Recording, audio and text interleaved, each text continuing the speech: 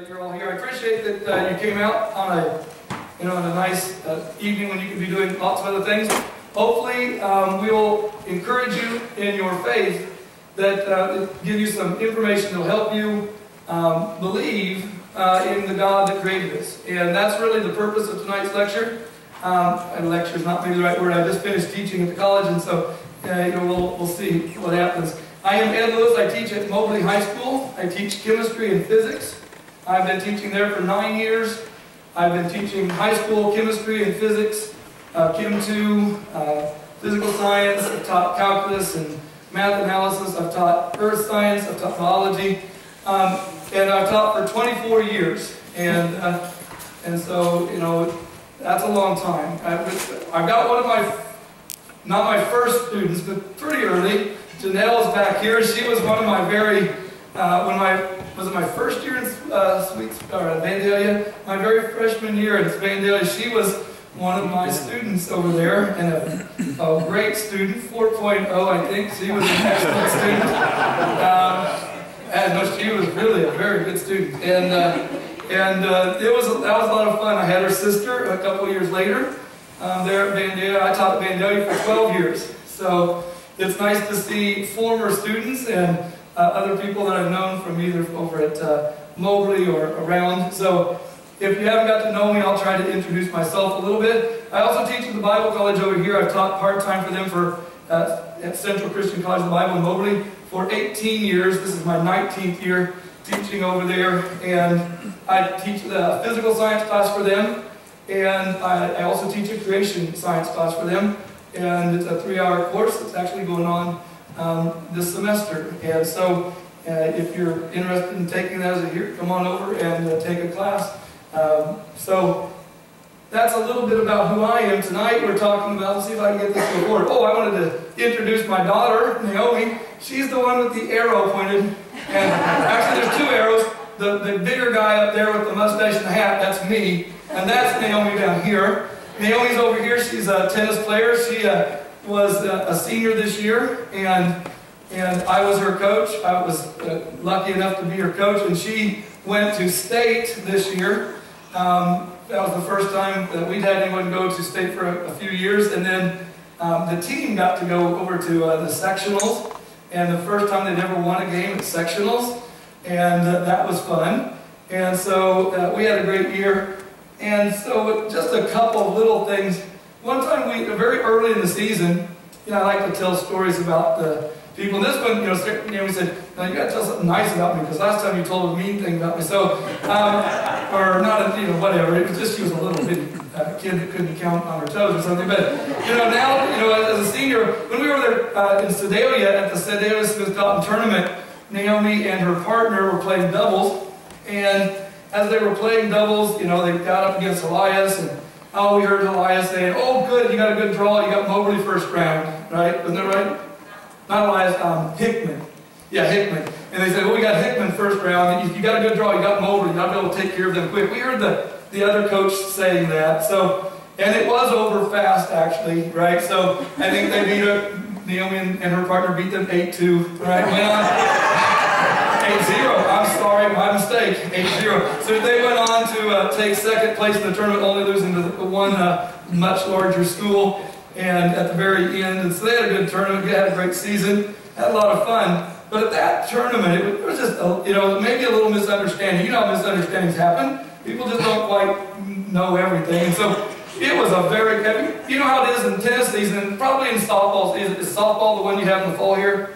Yes. So in the fall here, you start off the season, you're sweating. I mean, we had a couple of 100-degree days, and it was hot.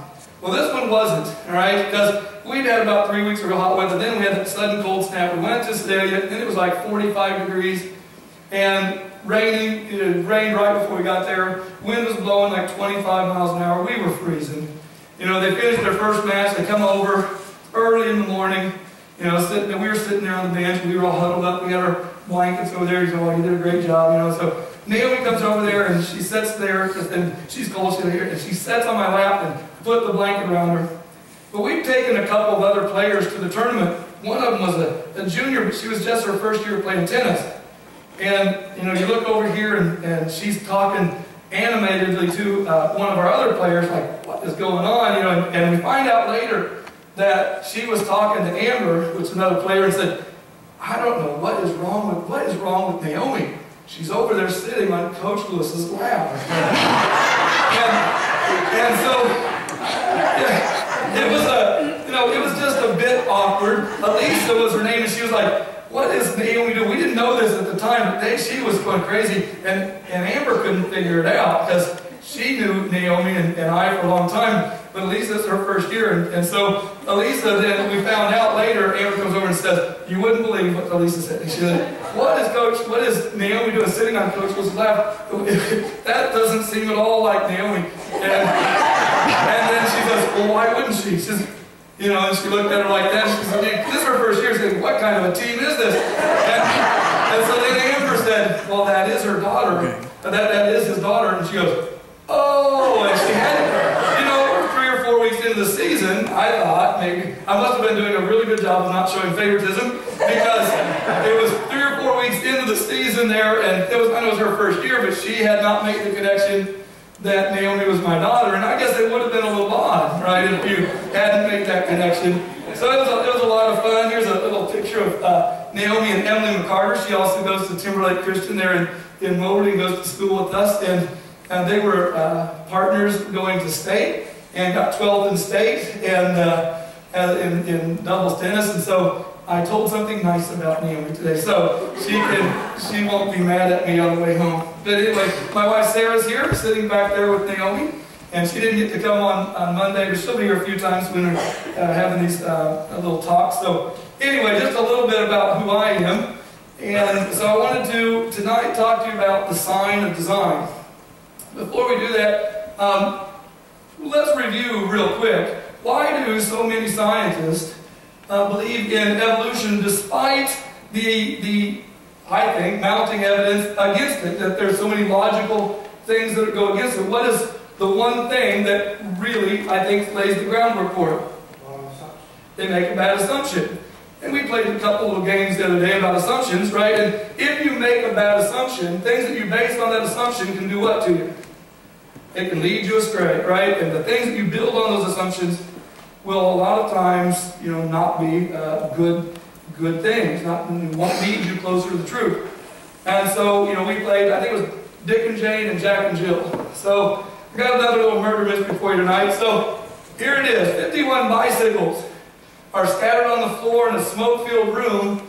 Bill's lying on a floor with a gunshot wound to the chest. Sounds terrible again. Another murder mystery. Why was Bill shot? Anyone want to ask me a yes or no question? That's how we play the game, those that were here the other day. So, don't make a bad assumption, but anyone? Someone stole his bicycle and he's upset? Wait, he's the one that got shot. Yeah, Bill got shot, right? Bill's lying on the floor with a gunshot to the chest. Why was Bill shot? Maybe he stole someone else's bicycle. Okay? Was Bill in the same room with the bicycles? Absolutely. He was in the same room. It's crowded. Okay? He was in the same room with the bicycles. Crowded room, smoke-filled room. Is Bill a human? Good question. Because Jack and Jill weren't, but Bill is a human, lying on the floor, gunshot wound to the chest. Yes? Do the bicycles have anything to do with Bill? Well, yeah, it's part of the story. Okay? I can only answer yes or no questions. I can't answer other questions. I can only answer yes or no. And I'll sometimes elaborate a little bit. Yeah. Yes, they are definitely part of the story and are an important ingredient in why he was shot. Anyone? Oh, Michael, nope. You may not participate. Okay, so. Bicycles cards. What? Bicycle cards. Are the bicycle playing card? Oh, yeah. These are bicycle playing cards, right? Bicycle's a brand of playing cards. If you made the assumption, maybe because of this picture, that was not very nice of me. If you made the assumption that bicycles were bicycle, you know, that you ride around the street, right, and the mode of transportation, and not bicycle playing cards, you probably weren't going to come to the right conclusion. Maybe you can now. What was the deal? Oh, pardon the pun. There were 51 bicycles on the floor, laying on the floor, right? 51. How many should there be? 52. Right? There should be 52 cars. So why was Bill shot? He was cheating at cars, right? I didn't say this was necessarily a modern story. Okay, but a bicycle playing car, right? Bicycle playing cars have been around a while. So, but if you made the assumption that bicycle was a mode of transportation instead of playing card, you're not going to come to the right conclusion very quick. If you make the assumption that there is no God, and that everything that you see around you came about by random chance, by accident, over long periods of time, and you preclude by your definition of science, you say that science is a search for naturalistic explanations, and that's all you're going to look for, because that's the definition of the National Academy of Sciences for the definition of science. Then what do you come to the conclusion of? You're going to find, based on your bad assumption, some naturalistic explanation, even if it isn't the best explanation. Because you've precluded the best. The best explanation is that there was a God, there is a God, and that He created everything that we see around us. He did it in the way He said He did it, and that there is evidence of that, and we can see it in the world around us. And that's really where we want to go tonight with this discussion. So who's your favorite scientist? And we're going to talk a lot about some scientists tonight. Who's your favorite scientist? Sir Isaac Newton. Well, he'll be up here. Let's see, is that Isaac Newton? No, close though. Anybody? Anybody know that one? We're playing Who's Your Favorite Scientist? 50 points. Who's your favorite scientist? This guy has the law of falling bodies, isn't it? Yeah. Law of falling bodies. Anyone? Everything on the earth falls with the same constant acceleration, 9.8 meters per second squared. Now, who is that? Yes, Galileo. Very good. All right. Hopefully I clicked twice there. Anybody the one in the your upper right? You know that one? Or the one down here? You guys have heard of all of these. Well, maybe the upper right. Pretty tough. Louis Pasteur, right, is the one in the lower right. Okay, to me, lower right. Okay, so, and the one up above me, you may not know this one. Guy that came up with the taxonomic system, taxonomy, Homo sapiens. His name starts with an L. Linnaeus. Okay, Linnaeus. Here's another one. Oh, you might know this one.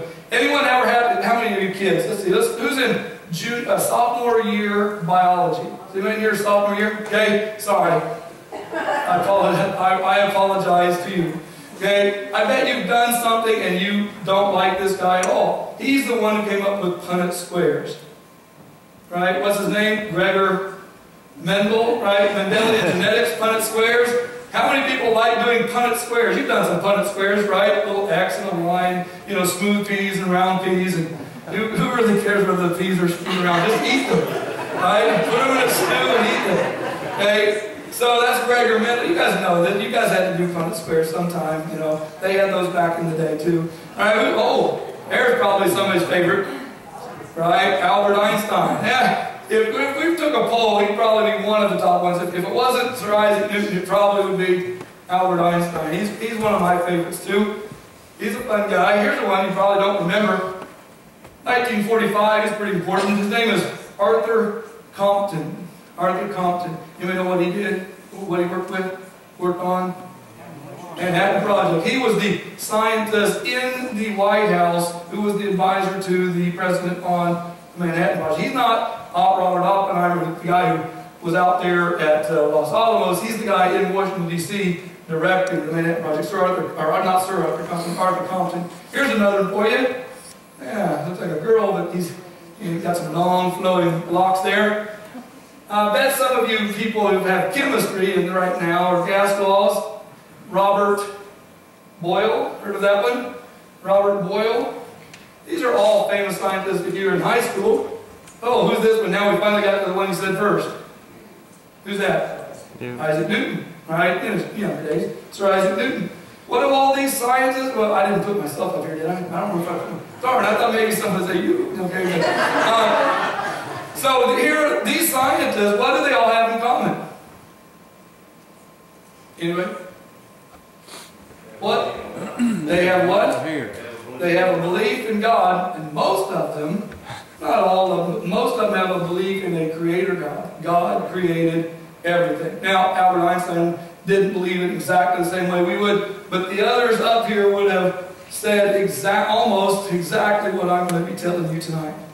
Every one of those, Isaac Newton, Galileo, were all creationists. They all believed that God created the world. People sometimes, they say, you can't be a good scientist and believe in creation. But every time you turn around in your science book, you're teaching about these people, and these people were all creationists. Every one of them. I mean, if you're in physics, your first 6 weeks, 8 weeks is teaching kinematics, and we're spending almost all that time talking about what? The laws of motion, and those laws of motion are whose laws of motion? Isaac Newton. Those are Isaac Newton's laws of motion. And then if you have to replace any of Isaac Newton's laws, you have to pull up the theory of relativity and get into general relativity and displace gravity a little bit. And whose idea is that? Well, it's Albert Einstein. And if you're talking about gas laws, Robert Boyle up there. If you're talking about taxonomy, if you're in biology class and you're listing the species, you're giving whose taxonomy? Linnaeus. And if you're working in biology and doing Mendelian genetics, you're doing Gregor Mendel's work. And so every one of those, Louis Pasteur. I mean, if you haven't drank a little bit of pasteurized milk, right, almost all of you have probably heard his name more recently than the rest of them, right? Pasteurization, where you heat milk up to a certain temperature, leave it there for a few minutes, then cool it down, and therefore it's sterilized for a certain number of days. Instead of lasting 3 to 4 days like raw milk, it lasts for about 2 weeks. That's better, right? That's better than you know, unless of course it's school milk, which obviously does not last that long. Okay, so and some of you students can attest to that. So Pasteur came up with the law of biogenesis. Gregor Mendel, the Catholic monk, Johannes Kepler came up with our view of the solar system. Linnaeus, our taxonomy system. I didn't even talk about George Washington Carver, Missouri scientist, right, and peanut farmer. He was an avid creationist. Robert Boyle, Boyle's gas law. All of these scientists had one thing in common. They believed that the world around you was created, and they were creationists. So those people who say, well, no good scientist can be a creationist. Okay, I disagree. Most good scientists were creationists. You know, and I would even say today that many of our great scientists today are creationists, some open and some closet creationists, because they want to keep their job, but they want to be, they can't devoid themselves from their intellectual integrity, and they know that there is a God, and the reason is because of what we're going to talk about today. So, I think I've already said this. What do all these have in common? Answer, they all believe in God as the creator. Let's look at a couple quotes. Here's Newton speaking.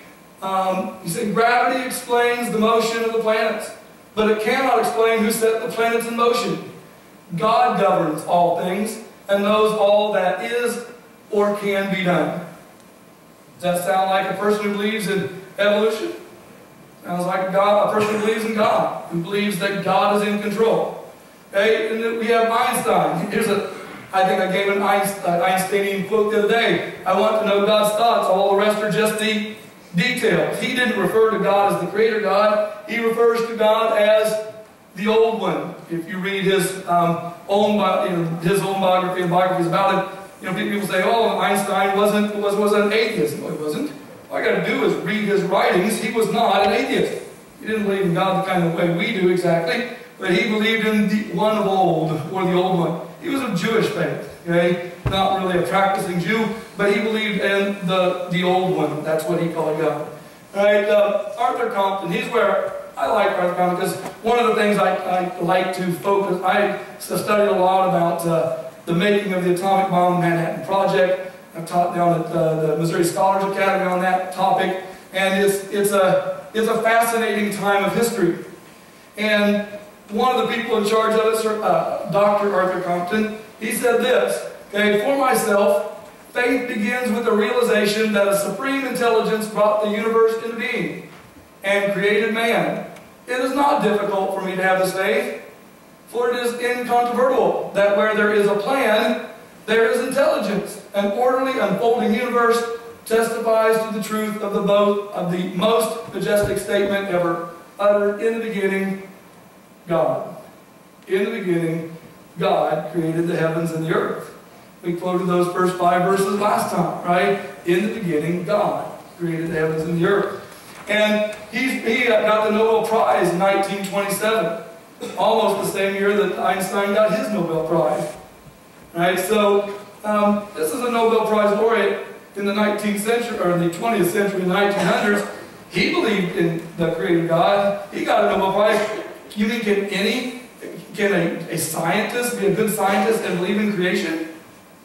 Absolutely. In fact, he says, where there is a plan, there is intelligence. An orderly, unfolding universe testifies to the truth. Testifies to it, and that's what I think too. It testifies to it. Here's a book by an evolutionist, a quote from a book by an evolutionist. He said, the marvelous fit of organisms to their environment was the chief evidence for a supreme designer. Organisms appear to be carefully and artfully designed. Now he says they was, I say they still are. It is. Right? Still is the chief evidence.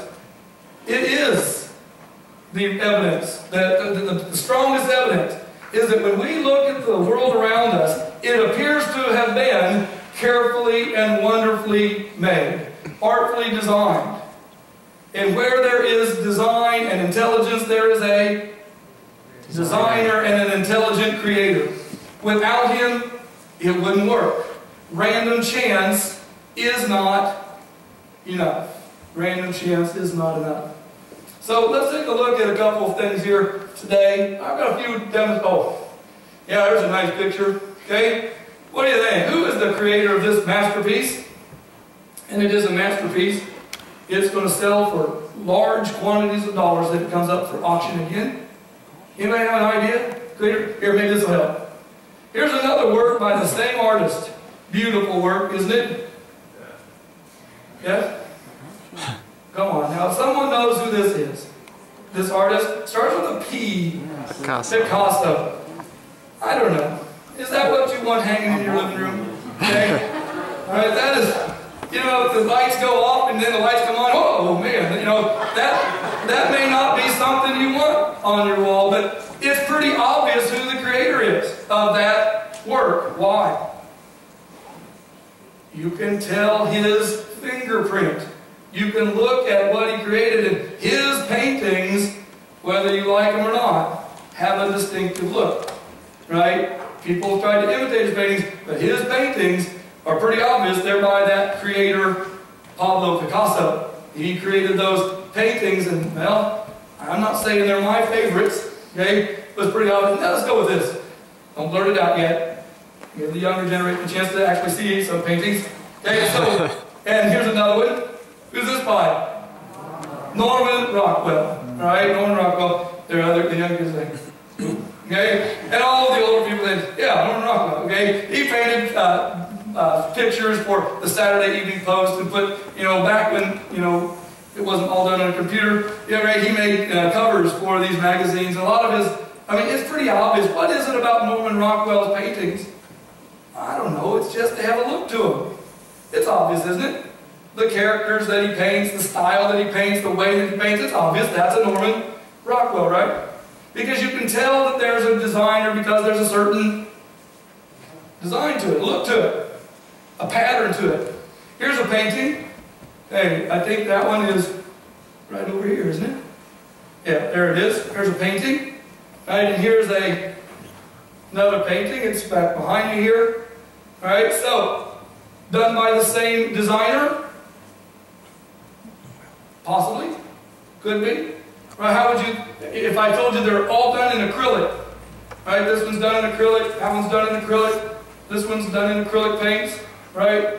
Relatively cheap, inexpensive acrylic paints. On relatively cheap canvases, right? Would you say, well, yeah, okay, if we looked at them closer, do the palm trees look similar in both of the ones with palm trees? Do the waves look similar? The use of color? Seascapes? I don't just paint seascapes, but I do like seascapes. Right? So is this person, the person who painted these, is there a creator that did those? How can you know? I painted these. Right? These are my paintings. Right? So if I painted those, I know that I'm the creator of those. Right? I painted them. How would it be if my painting could talk and would say, "You didn't create me, I imagined you." Right? Isn't that the quote we had last week? Right? Who imagined God? I created these paintings. How would it be if my painting started to say, "What? You didn't create me. You don't even exist. I'm just here on my own. I imagined you." Right? No, I painted those paintings. And how did it happen? How did I paint them? I just sat down and started with my eyes closed. Started painting. I had something I looked at, right? Right. This one is a picture of Maui. Now that one's complete imagination, but it's based on a picture of Maui. This one is also based on another picture from Maui, from Hawaii. Okay, those are both Hawaiian seascapes. That one is my imagination of a Hawaiian seascape. Right? They don't look quite the same, but they're similar. Right? So I had something I looked at, and I wanted to do what? Make something that looked like that. I wanted to imitate that. And it happened. It didn't happen by accident. Right? The same person that painted those. Oops, did I not make it? You're going to have to advance me here, I think. Oh, there we are. Oh, there's another one. Random chance of painting I have of a deer I painted. Random chance, energy, and time are not particularly good at creating. That one was copied out of a book that I was trying to teach myself how to paint. I'd never painted. One winter I didn't have anything to do, and Sarah said, "Well, why don't you paint?" I said, "I don't know how to paint." Okay, so I started painting anyway. And that was several years back. All right, so what is necessary to make a painting? What do you need to make a painting? Someone give me some ideas. What's necessary to make a painting? Paint. Got some paint. Good. What else? Canvas. Got a canvas. All right, here's my canvas, and here's my paint. What else? We got brushes. Got some brushes. I'm not going to use any good ones. Right? These were left when I went. I painted upstairs, went downstairs, didn't get back to painting for about a week. Okay, water dried up. These are not very good ones, but well, they were good ones at one time. Okay, so you'll see why here in a moment. Okay, so we got some brushes. Okay, what else do we need? Well, here, let's get started, because maybe you guys know how I paint. So I'm going to put my canvas in, and what else am I going to need? I'm going to need some paint. Okay, we need a little sunset. We need some red. Need some ultramarine blue. Ultramarine blue is good, right? A little bit of that. Okay. Burnt umber. I use a lot of burnt umber. Right, it's good for darkening things in. Right. You need some titanium white. Right, titanium white's a good white, nice and bright. Put a little bit of that in there. Okay. And of course, you always need what? A fat brush, a little thinner brush, one detail brush. Right. We're set. Okay. Now what else do we need? Evolutionists say what? What do you need? What do you need? Time. What? Chance. You need random chance and energy and a little bit of time. And what are you going to get? A masterpiece. Right?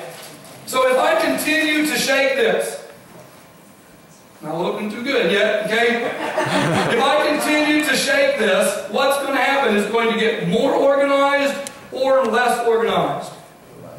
Less. And the paint was, at least in the containers. Now it's just randomly thrown around. Nothing good happened, right? Oh, some people might make some money selling these, okay? There have been people that made some big bucks doing paintings like these. I'm not quite sure why. Okay, I haven't figured that one out yet. Maybe I need to. Okay, so keep shaking it up. Is it going to get better or worse if I shake it longer and longer? Worse. We all understand that energy does not, and time, randomness, does not organize anything. It never has, and it never will, because it violates a very fundamental principle, the second law of thermodynamics. That everything, when left alone and just to its own devices, becomes more random. For you to organize something, you don't just have to have energy, and you don't just have to have the right ingredients. You have to have what? A plan. And even if there's a plan, you have to have what? Someone to implement the plan. You got to take the time, and you got to put the paint on in a certain order, and you got to do it a certain way. If you just put it on there with your eyes closed, is it going to work out very good for you? Probably not. Right? You have to take some time. Sometimes you have to paint it over and get it right. Now, I don't know about God painting it over, okay? But, you know, to get it right, you're going to have to take some effort. Now, if you want to sell this one, you might make some money. Will do. Here it is. We'll put it up here. I wouldn't suggest opening it in just right here. You might want to go somewhere else to open it. But anyway, that's not the way to make a painting, right? Not, in my opinion. What's necessary? Plan and organization and a designer. If there's evidence of a designer, evidence of a designer, evidence of a designer, evidence of a designer, there must have been a person who designed it, who created it, who made it. It didn't happen by accidental chance. And when we start to say that it does, it offends God the Creator. It offends Him for us to say there isn't a God and there isn't anyone who created us. Imagine that. I can't, you know, it's hard for me to fathom what He must feel when people say, you know, man evolved and he imagined God, right? Like Arthur Keith, evolutionist, that's what he said. I don't buy that, but that has to be offensive to God. All right, what about this one? How do you know that this is design? Isn't that just a mountain? It was. Well, it still is. It's just a mountain. Wind and erosion and time, obviously, right? Natural processes, long periods of time, wind and water, and you get this. Correct? Yes? No. Well, why not? How do you know that that's not true? You know it's not true. I understand it's not true, and I'm being sarcastic, but how do you know it's not true? What's the key ingredient? What? They represent real people, and not only do they represent real people, there's a similarity between those real people. They have something in common. They're all presidents. They're all presidents of the United States, right? So you've got, well, it couldn't have been. I mean, okay, so maybe you see a rock. You guys have seen a rock, and I say, well, you know, that kind of looks like my twin brother, right? No, you don't say that. You see a rock, and you say, well, that looks like Fred, right? Or you see a rock, but now if you saw a rock, and you know, and 5 rocks, and they look all like your family, right, or a whole chess set or something, you would not assume that wind and erosion and rain and natural processes did that. You would say someone carved it, designed it. Didn't happen by accident. There's no doubt in our mind that did not happen by accident, right? We don't have to have seen them carving it to know that, and it was more than one person, that happened by design. That happened by design, not by accident. The design is evidence of a designer. So if we can find design in our bodies, in our universe, in our world, that must be evidence of a designer, not random chance. Random chance is not particularly good at design. No one can prove that it is. No one can prove random design has ever designed anything. So here's what Darwin said in chapter 9 of The Origin of the Species. Right? He said this: to suppose that the eye, with all its inimitable, that's a big word, I've got it through it, contrivances for focusing light at different distances could have been formed by natural selection, seems, I must freely confess, absurd in the highest degree. What did Darwin say? How much did Darwin know about the human eye? Not much. He knew that we could see with it, but he knew it had a lens in it.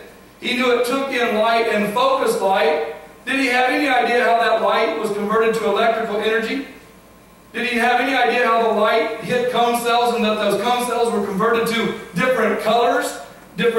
Only certain cone cells were exposed when they were exposed to red light, and certain cone cells, pop off, and when they're exposed to blue light, different ones, and green light, so that the three primary colors of light, red, blue, and green, and I'm not mistaken about that. I know our teachers, don't get upset. Okay, I said it right. That when they're exposed to the three primary colors of light, red, blue, and green, that these cone cells spout off and they send out electrical signals, and those electrical signals from the retina are carried to the optical nerve, to the optical lobe of the brain, and converted into beautiful images.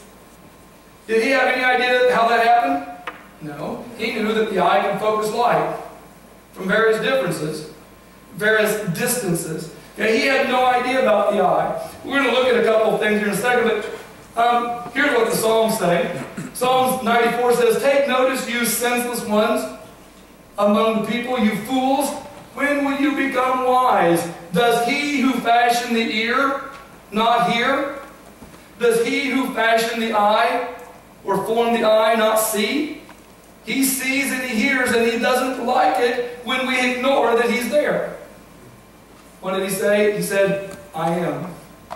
He wants us to know that he is, right? He's not very happy when we ignore him and say, "Who are you?" "I just am. I am." That's what he said to Moses. I am. Wants them to know that he exists. Here's the ear. Let me go through a real fast version of what the ear does. Right? The cute part out here. Okay, how many of you think your ears are attractive? Okay, good. But you may have noticed you got them covered up. Okay, so is that the most attractive feature on the human body? The ear. It's kind of an odd thing, right?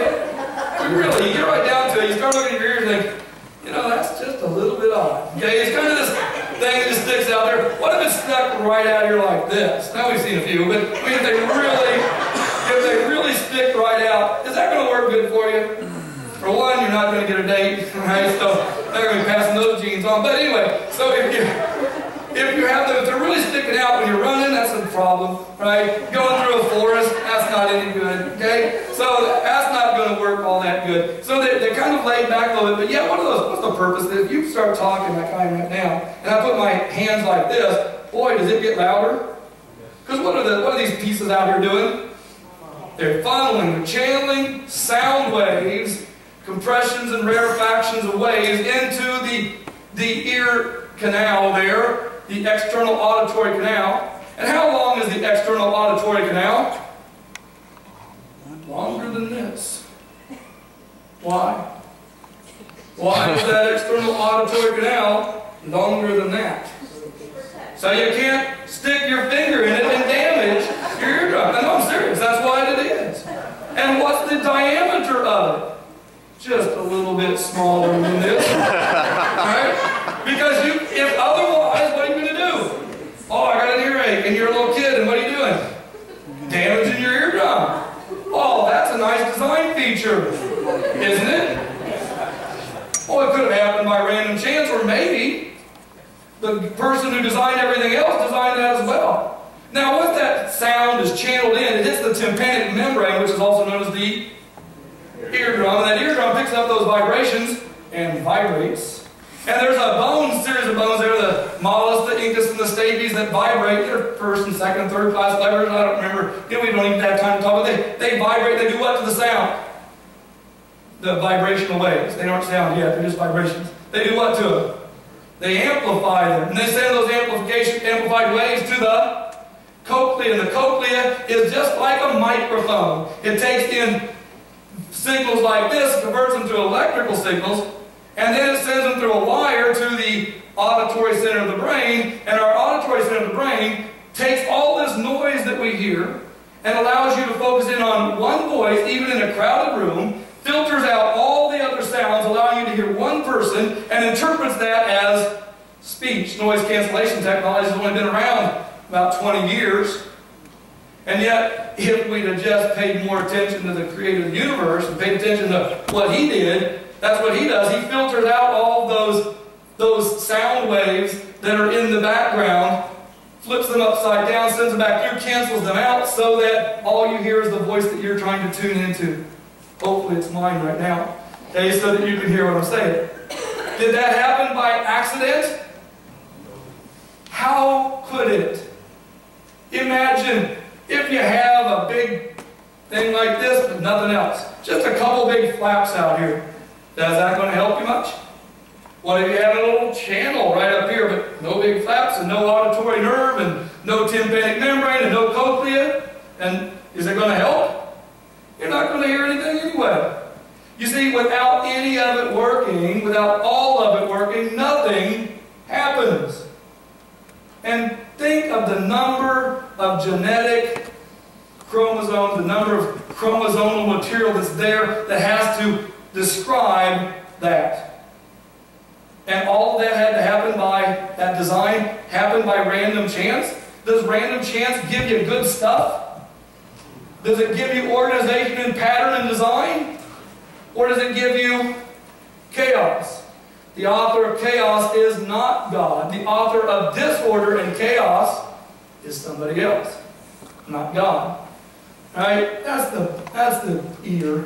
Here's the eye. My little daughter Anna hates this picture. Okay? She is not going to make a surgeon or a doctor. Okay? Because every time she sees something like that, she goes, I don't know, it's just an eye. Okay? When you reach out to put your contact, how many people have contacts? Raise your hand. I got contacts. Okay? And they're all right. I can see you. But right now, if I look down here, I can't see here because I'm getting older. Okay? So if I reach up and touch my eye, what am I touching? A contact. Okay? Not throwing in. What am I touching if my contact wasn't there? I'm touching what piece? The cornea. And what is the cornea? It's a protective layer for the eye. It keeps you from damaging other pieces. That's handy. Isn't that nice to have a protective layer? What if your glasses never got scratched? Wouldn't that be handy? How many people have glasses? You bring them home, a week later, they're scratched. Guaranteed, right? Wouldn't it be nice if you take them back out of their case and they're not scratched again? That's what you do about every night. Right? Scratch your cornea, get up in the morning, oh man, it's nice world again. Because what does it do? If it's not a real bad scratch, what does it do? It heals itself. Boy, I wish my glasses would do that. It costs a lot of money, okay, down there at Pearl. Okay, so anyway, those glasses are expensive, and they don't even heal themselves, okay? Now, so you got that protective coating. What if I were to say that protective coating is transparent, translucent, or opaque? What would you say? You can see through it, so it's transparent. I just taught this in physical science class, okay? So it's transparent. What other part of your body is transparent? Not much. One other piece. The lens of your eye. What about your skin? Is it transparent? Thank goodness no. Right? I mean, otherwise, I'm telling you, speaking like this would be appalling. Oh, ooh.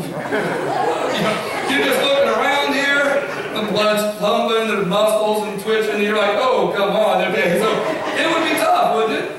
Isn't it nice that our skin is translucent, allows a little bit of light through, but scatters it so we can't see what's going on underneath?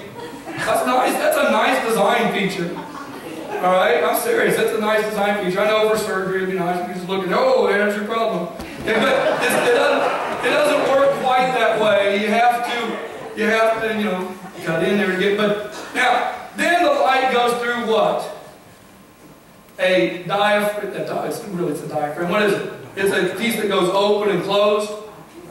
The iris and the pupil, right? The iris and the pupil work together to allow light into the eye. They get bigger when you need more light and smaller when you need less light. Then it goes through the lens, and the lens is soft and convex because it has to be able to change shape to allow you to focus here and there, which mine's not doing as well anymore. It can't change shape because I'm older. Some of you are older than me, and you've already been there. Okay? And so you don't see as well. Right when it was nice and young and soft and perfectly made, it worked better. Right? As you get a little older, it doesn't work quite as well. Okay? As it goes through the vitreous humor, that jelly-filled portion of the eye, it's also transparent. You say, why do we have a jelly-filled portion? Because it has to have a right shape. Right? But it has to be able to deform at times. Otherwise it'd be bad. Right? And if you start to sweat a lot and all your moisture is going out of your body, what happens to the poor vitreous humor? It gets drier and drier, and your shape of your eye changes. You see things blurry, and that means you need to get some water, right? That's why you get blurry vision. Then you got that retina in the back, and what is that? That's a screen, and it's covered with cone cells and rod cells.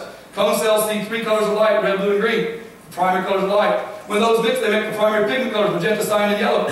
Right? And we take those magenta, cyan, and yellow colors, and we put them together, and we make all the colors of the rainbow. And I'll show you that in about 5 seconds.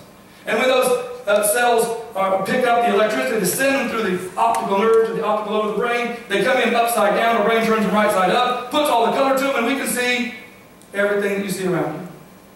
Did that happen by random chance? What if your cornea is opaque? Doesn't work so well. What if you don't have a lens?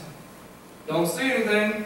What if you have no vitreous humor? What if you have no retina? What if you have no cone cells, rod cells? You have no screen. You see nothing. If you have no optical nerve, you don't see anything. All of it has to be working. Darwin didn't understand this. All he understood is the eye focuses light. To imagine how it did that seems ununderstandable. And he had no idea how ununderstandable it was. And yet he knew that it couldn't have happened. So let's take a look up here. Here we got a little, we might want to dim the lights a little bit. Got a little bitty demo for you. So let's say, how many colors do we need to be able to see all the colors of the rainbow? All the colors of the rainbow? We need 3. One of them is called cyan. Ooh, it's going to slide on.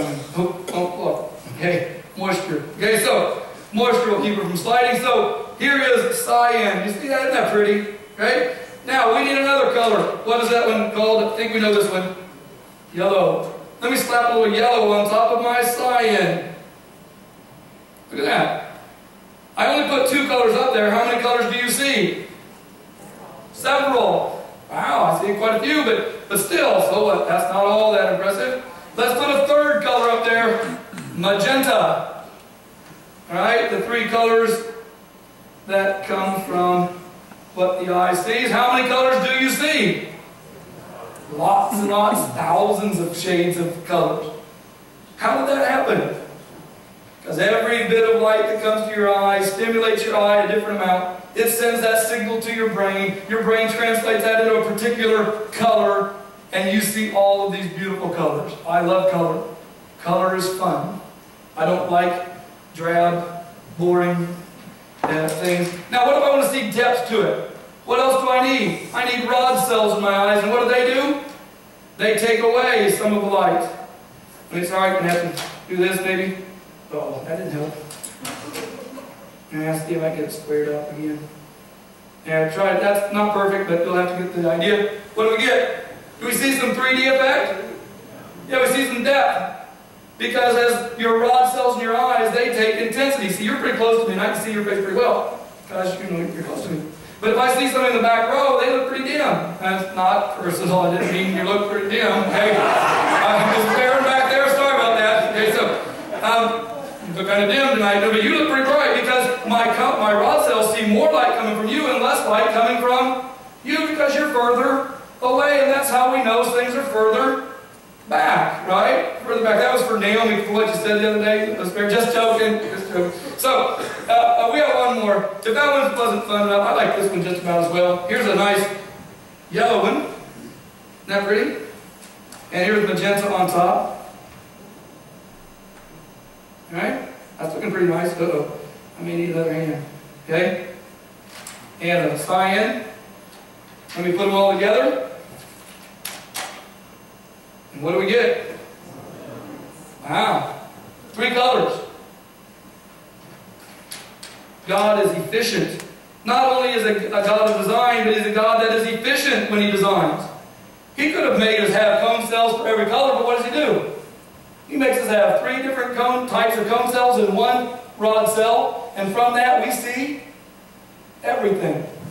So we decide to mimic it when we're making printers. Right? We use 3 inks, right? Magenta, cyan, and yellow in your printer cartridges. Color printer cartridges, and the black.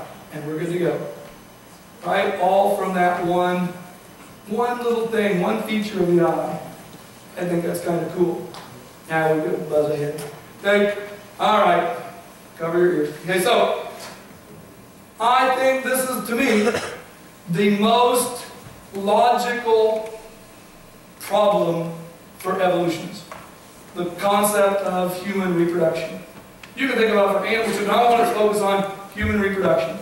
Because in the beginning, God created the heavens and the earth, but in verse 27, he said he created man, and he created male and female, created he them, right? So he created both of them at the beginning. Imagine how human reproduction could occur, right? If, let's say, it takes 10,000 mutations to develop the female human reproductive system, which would take millions more than that. But let's just say it took 10,000. Okay? It might take 1 million different mutations to develop the pieces that a female has. All the things they have for maintaining the body, maintaining the baby for 9 months, delivering the baby, all the hormones, all the pH, all the ability to feed the baby afterwards, all of those things. All of those things that she would have to have, not even talking about just the cell itself, which has to be cut in half chromosome numbers, so it's haploid instead of diploid, so that when the male cell gets together with the female cell, they have the right number of chromosomes, all that, just for the female, right? But the male has to have what? The complementary parts. If the male doesn't have exactly the same complementary parts, with the same number of chromosomes, half of them, and a way to deliver it, and have to have the opposite pH, and so that they can get together and grow, and then it has to implant, all this stuff that has to happen in human reproduction. That seems kind of stretching to imagine that happened by random chance and accident. But now here's the kicker. You see, because both of them would have to evolve, they would have to evolve at the same time, at the same place, at the same time in history, because this happened over millions of years, supposedly. They would have to somehow find each other, the two that just happened to evolve at exactly complementary rates, at the same time, the same place, in the same location on Earth's history, and then they'd have to reproduce. They'd have to figure it all out. And to imagine how that happened by accident makes absolutely no logical sense. Imagine how an evolutionist has to explain that one. Just think, what are they going to do? Let's see, if the female evolves, the male's going to have to evolve at the same time, right? They're going to have to evolve at the same location, the same time in history. What's the likelihood of that happening? There is no likelihood. And they say that we are grasping for straws because we believe in a designer, a creator God.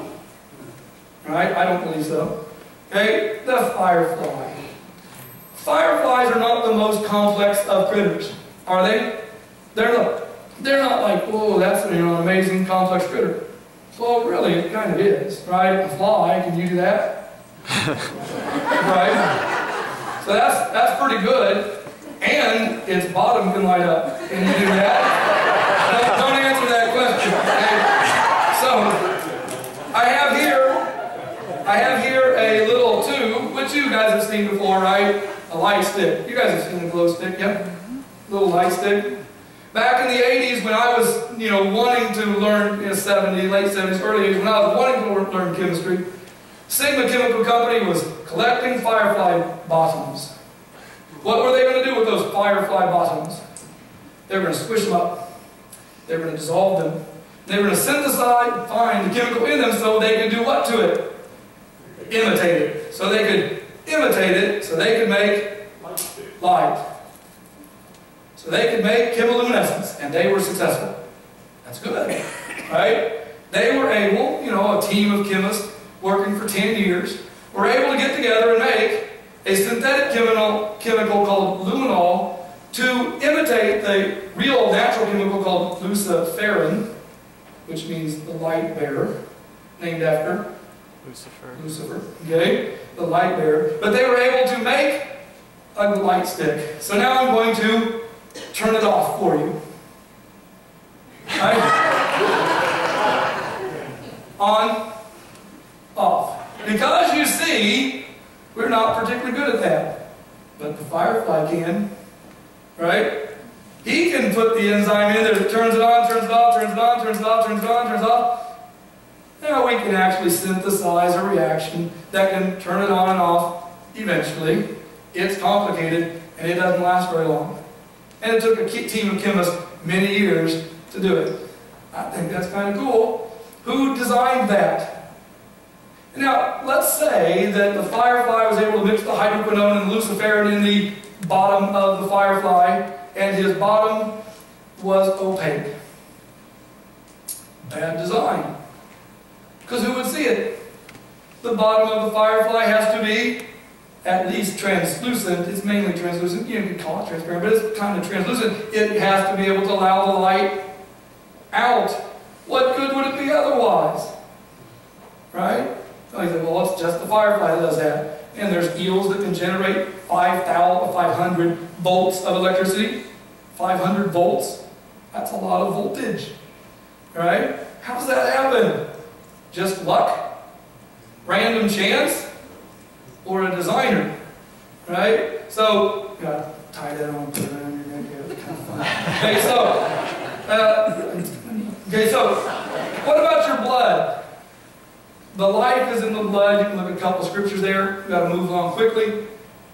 What does your blood do for you? Carries your oxygen. Let's say that you breathe in a little carbon monoxide instead of oxygen. You're not in good shape, right? Because the hemoglobin, which the carbon monoxide attached to, will not attach. Well, the carbon monoxide will not come off, and you're toast. You know, the only time that hemoglobin really works is if it has a pH of 7.35. 7.35. Well, if you put 1 drop of hydrochloric acid in your bloodstream, is your bloodstream going to drop below 7.35? Well, it would if your bloodstream is not buffered with the bicarbonate-carbonate buffering system to maintain that pH at 7.35. It's not that easy to make a buffering. You have to figure out the Ka of the acid and the base that you're going to put in there, right? You put them two of them together to get the pH exactly right. Then you have to continually generate that the entire life of the organism so that the blood can do what? Carry the oxygen, because life is in the blood. It happened by accident? Is there any chance of that? The more I study chemistry, the more I study biology, the more I study physics, okay, there's no chance of that happening by accident. There has to be a designer. And if there's somebody telling you there is no designer, it happened by random chance, they're the one that's telling you something that's nonsensical, because it's obvious that there's a designer. It's obvious that there's a designer. And it's not just there. What about the Earth's magnetic pole? You see, even the Earth itself, how many planets in our solar system, Earth planets, there's only 4 Earth planets, how many of them have a magnetic field? Let's see. 1. The Earth. There's the magnetic field of the other terrestrial planets, Mercury, Venus, Mars. What are they? What are they? 0. Is it important to have a magnetic field? What does it do for us? We see when the solar wind from the sun comes in, wouldn't it be nice if the organisms that you create survive? You need the light, but you want them to kill them off with the first burst of light? No, it'd be pretty handy if there was some sort of a magnetic force field, which is what it is, surrounding the Earth. If we had a beam of, we had a little piece of magnet right here, and it's under my very well-drawn Earth. There's my Earth, okay? And I put a little bit of iron filings on here. If I can open it, this is the hardest part of this demo, okay, is getting the container open. All right? And I sprinkle some iron filings on there. What do? They line up with the North Pole and South Pole. They're kind of straight in at the North Pole. But what about where we live? They're parallel to the Earth, because when solar wind comes in here, what's it do? It's deflected either north or south so that it doesn't come in, because if it did, what would it do to us? That's it. We're toast, right? We wouldn't survive. And it'd be nice if what you created survived. I always like to spray my paintings with a little bit of lacquer or polyurethane so that what happens? I'd like to keep them for a while, but they won't do as well if you don't. You got to do something to protect them, right? You don't like throw them in your trunk. and not put anything on them. You protect them a little bit because you want to keep your created things, your creations, for at least a little while, right? And He does all that to protect us. I got one more, and then we're going to have to stop because we are out of time. But this one's kind of fun, okay? Some of the others, not so much fun, but this one's kind of fun. Okay, so I'm a chemist, all right? I like chemistry. Water is one of the, it's kind of an important molecule. I can go for some right now, speaking of that. Waters are usually, kind of important. All right, what do you need it for? Everything, right? Just about everything, right? Water's pretty useful. And the reason is because water's pretty useful because that's why God created it. Water is, we were created out of water and by water. Everything is about water, okay? Water has some neat characteristics. Let me see a couple of them. We are made of about 70%. Oh, there's lots of different statistics. We are made of a lot of water, okay? Most of the time people say 70%. What's the Earth's planet's covered with? Surface of it. About 70% water. What is that? Why does it do that? Well, because water, you see, has a very high heat capacity. So what does that mean water will do? If I have a flame right here on this candle, no fire marshal in the building, I hope. Okay? So here's a little flame on the candle. I stick my hand in that flame, like that. Am I going to catch on fire? Burst into flame? No, I can resist it actually a little bit. Now what if I take a nice little balloon like this one? And if I pop this one, I can get another one. Oh, it popped and went out. That's what's supposed to happen. Because you see, this balloon was filled with air. Oh wait, here's a balloon. It's not filled with air. That's handy. Okay? Handy to have those little props just sitting there. Make sure I don't dangle the tie in the flame. Okay? It's not made mainly of water. So I'm going to take this balloon. Here, let me hold this up here over you, maybe. Okay? You good with this? Alright, I'll just hold it up here. Alright? Is that close enough for it to pop the balloon?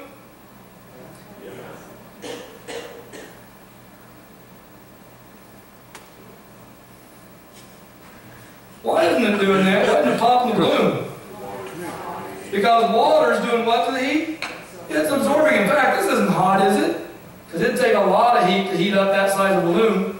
And it's not going to do it with just that. Right? And you're not going to heat up real fast. Right? The people that have a problem heating up and cooling down are people that don't have as much moisture. Little bitty babies, because they don't have as much volume. And really old people, because they're not as moist anymore. It just happens as you get older, you dry out. Right? Oh, I'm sorry, you fancy? That's the truth. Okay? That's just the way it is.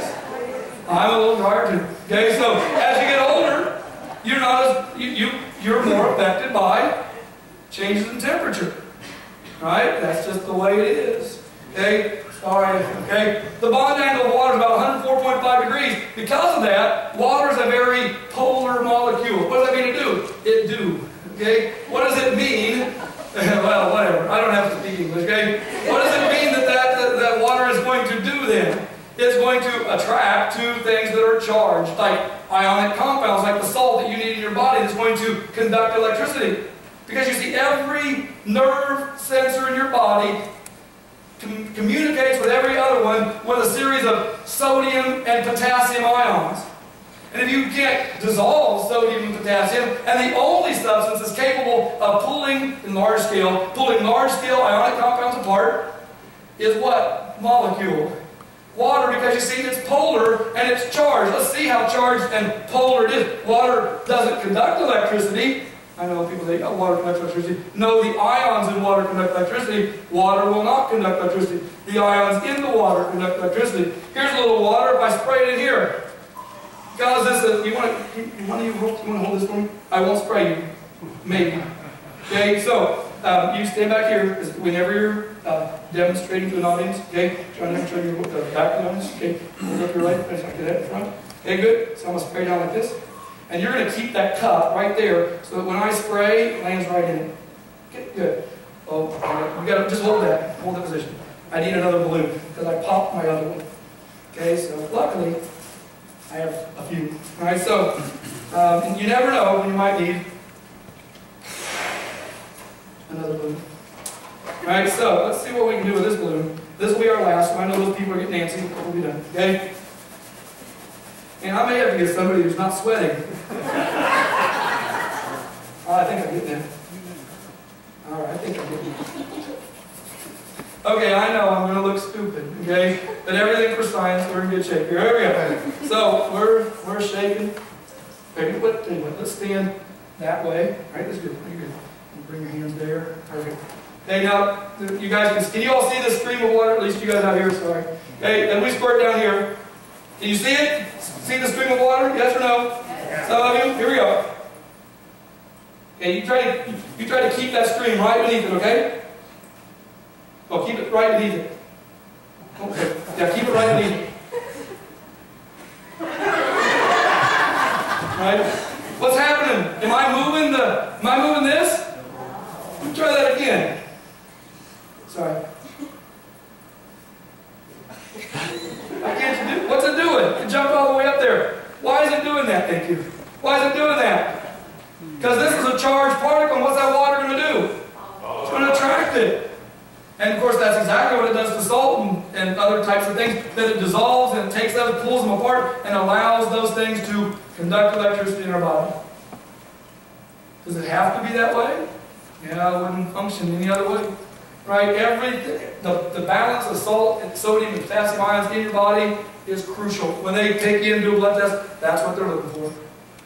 When water freezes, what does it do?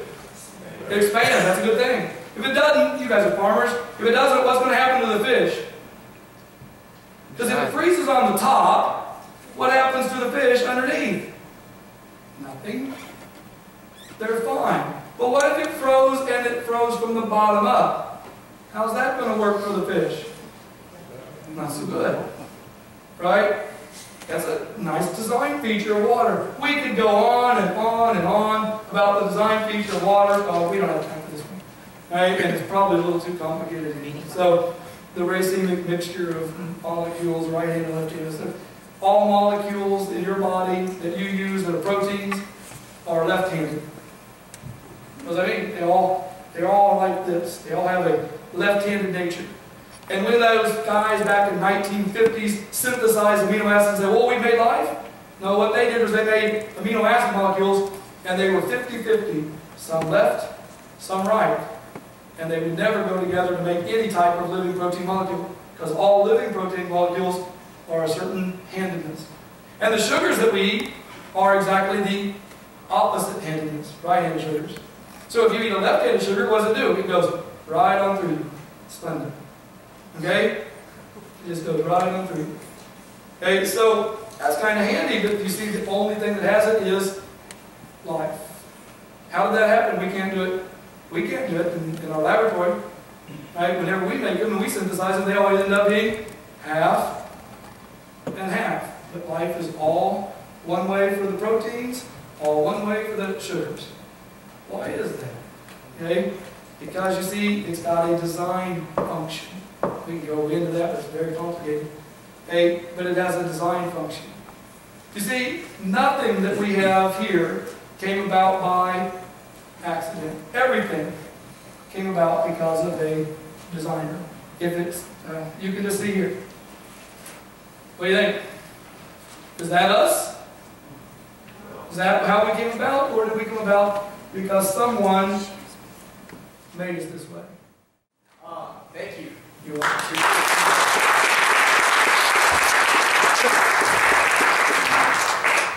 When we meet a week from Monday, bring some tough questions, please. I want to see him sweat more. Thank you guys for coming out, and you know, it's just awesome to see that you were designed with a plan and a purpose. And if you're in here tonight, and maybe you're starting to believe that. Maybe you're starting to believe that you just don't exist. You're not just here with no plan, no purpose. Maybe you want to know more about that plan. I'm here to tell you, God has a plan for your life, a purpose. You're not just here to take up air. Just as much as God creatively designed our eye and our ears and just uniquely made them, He made you. Same way for a purpose and a plan. And so if you don't know the Creator personally, you can. You can tonight. That creator, that designer, sent his son, Jesus Christ, part of that plan to die for our sin. And Jesus came and he died for all of us. And he took our sin so that we can have that connection back with God. And tonight, you may not know this God we're talking about, but you may just have that little bit of faith. You're starting to believe. If you want to know more, we're going to be here tonight. I'll be here. Pastor Nathan will be here as well. Don't leave here just wondering. You leave here tonight knowing who that designer is personally. Would you pray with me? Lord, I thank you so much for your love. I thank you that you have a plan. And God, we see your design all throughout creation, all throughout cells and molecules, and we see that you have a purpose and you're organized. And God, some of us are wondering what our purpose is here. Why do we exist? And Lord, if there's someone in here tonight who may be feeling that way, I pray, God, you would give them the courage to come and maybe talk to one of us, and Mr. Lewis as well. And I thank you again for all the families who have brought people, and if anybody has questions, I pray you give them that courage to step out. Thank you, Lord, for loving us, for creating us, and designing us. In Jesus' name we pray. Amen.